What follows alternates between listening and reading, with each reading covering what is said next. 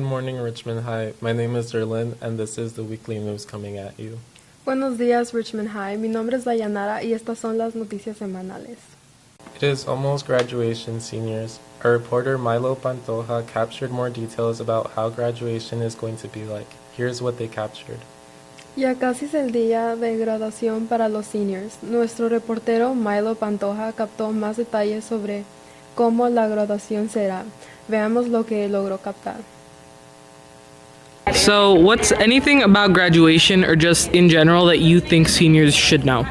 Definitely be checking your email because we'll send a lot of information there for the actual ceremony, and also like just in terms of actually graduating high school, a lot of the counselors are communicating with students through email, so make sure you're checking your student email.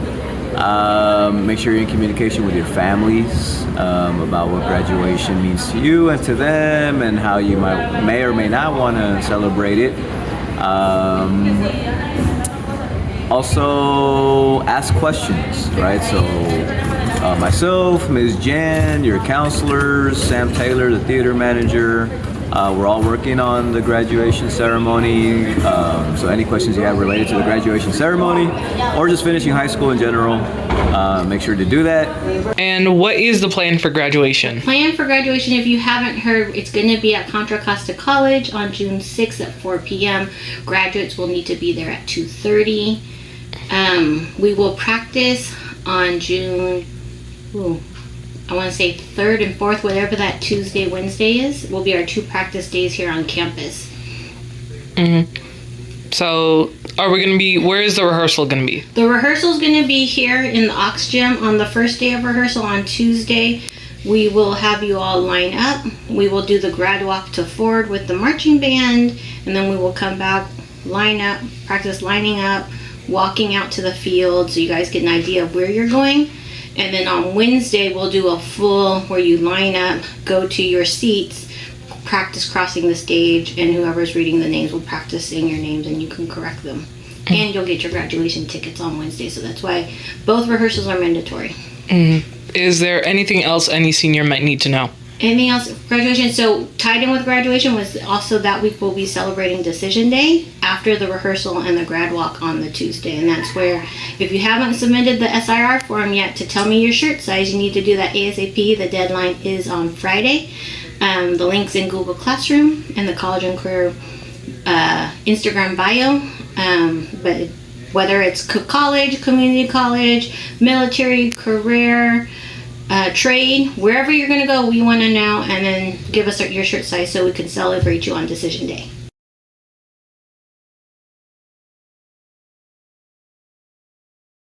Gas prices have skyrocketed to more than $6. A year ago, it was about $4. The war between the U.S. and Iran made the oil prices increase due to the closure of the Strait of Hormuz. This directly impacts our gas economy by gas being marked up. Our reporters Gio, Pratik, and Ivan went to ask teachers how this is affecting them. Los precios de la gasolina se han disparado a más de $6. Hace un año rondaban los $4. La guerra entre Estados Unidos e Irán provocó un aumento en los precios del petróleo debido a cierre del estrecho de Hormuz. Esto impacta directamente nuestra economía en materia de combustible, ya que el precio de la gasolina se ha incrementado. Nuestros reporteros Gio, Patrick y Iván salieron a preguntar a los profesores cómo les está afectando esta situación. Okay, Mr. Gay, so what do you think about gas prices going up the sky? Well, seems like it is pretty disruptive to the global economy right now. Personally, as far as my own buying gas, it doesn't really affect me because I ride a bike to school every day. But I know that gas prices have a way of affecting all of us, given that so much of the stuff that we buy is transported using different kinds of fossil fuels.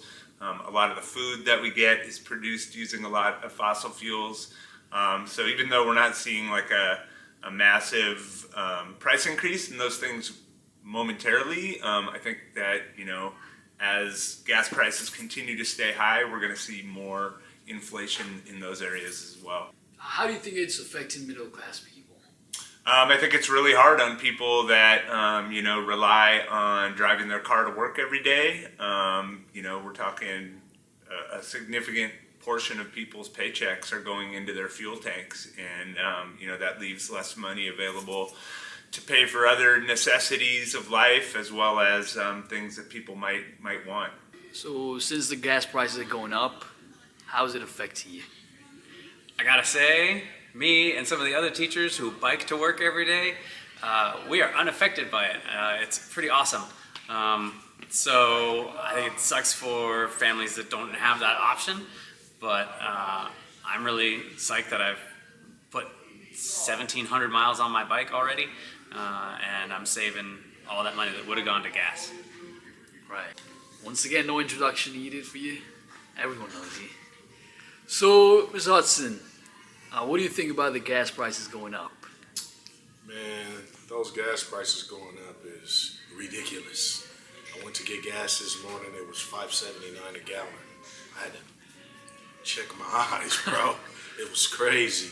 Well, at least I have a 4-cylinder car. I don't have to drive my truck. I feel sorry for the truck drivers. But, this greedy world we live in, it's just is what it is. How's it affecting you? How's it affecting me? Right. Well, it's deep in my pockets, man. Normally, my gas budget is double.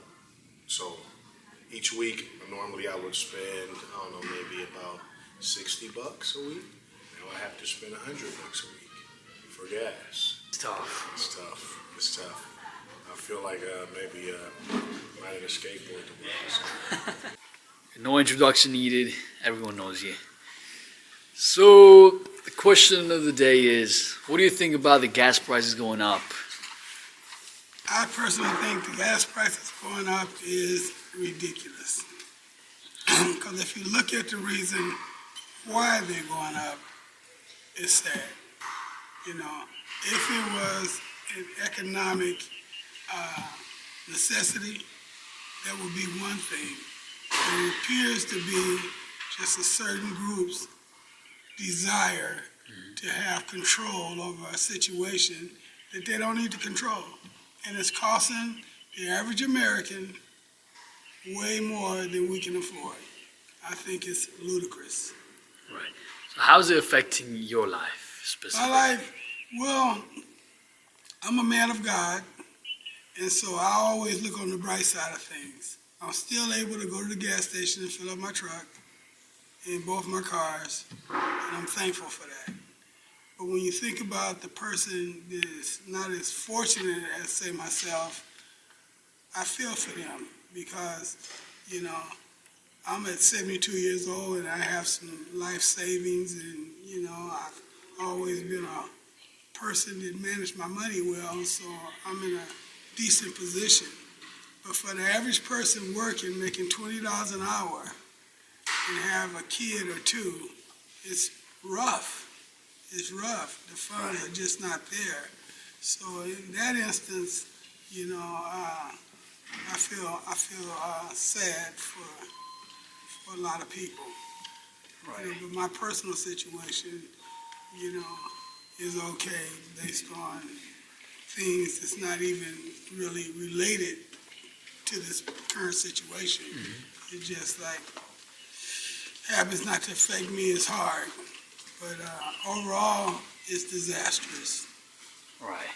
It's disastrous. Thank you, Mr. McDonald. Thank you. Thank you. You're the GOAT. Fashion design students brought home some awards at the end of April. Our RHS chapter attended a competition in Riverside competing in fashion construction, repurpose, and design and culinary display. Our fashion students placed in third place, while our culinary students placed in second place. They experienced a fun week full of exploring the Haunted Mission in Castle Park, competitions, attending a banquet, and a dance. Let's see what Elizabeth captured. A finales de abril, los estudiantes de diseño de moda regresaron a casa con varios premios. Nuestro capítulo de RHS asistió a una competencia en Riverside, participando en las categorías de confección de moda, reutilización y diseño y exhibición culinaria. Nuestros estudiantes de moda obtuvieron el tercer lugar, mientras que nuestros estudiantes de cocina consiguieron el segundo puesto. Vivieron una semana divertida, repleta de actividades como explorar el embrujado Mission Inn y Castle Park, participar en las competencias y asistir a un banquete y a un baile. Veamos qué capturó Elizabeth. What was your experience like in Riverside, and what did you compete in? For me personally, I really enjoyed the time I spent in Riverside. I thought it was a really nice opportunity to get close with all of the members in FCCLA, and I competed in repurpose and redesign, and unfortunately I didn't qualify for nationals, but we still made it to states. It was pretty fun. We had a lot of fun experiences. I liked seeing Allison compete, and then I liked the banquet. We had a banquet, there was a party, games. It was really fun to watch and be able to go to Riverside for that. Would you recommend people join next year? Yes. It's like a really fun experience. You get to learn how to become a better leader. And yeah, it's really fun to go and just travel with our FCCLA chapter. Montage.